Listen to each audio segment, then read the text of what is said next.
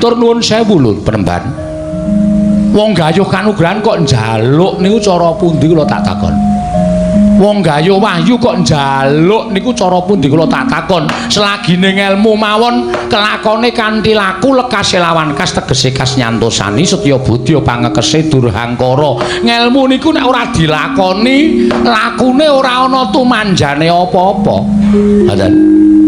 Lah niki wahyu mongko akeh para nimpuna para surjana sarjaning budi akeh para pinter akeh para kaki-kaki akeh para sepuh sing golek wahyu niku direwangi prihatin direwangi tapa brata direwangi tapa apa to sebabe disebut tapa niku ngrasake wong sak tata apa-apa tegese ngrasake wong-wong ora duwe ngrasake kaya dene wong sing kekurangan ngrasake kaya dene wong sing ora kecukupan wong apa ngoten.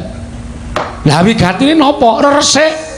Resik jiwa lan ragane. Sing jeneng menungsa niku mboten wonten sing suci, mboten ketang sithik mesti kelepetan dedusan. Supaya dadi wong suci niku kudu nglenggana dhateng sakengreh dosa sing wis dilakoni, sranane kudu masuh lahir lan batine.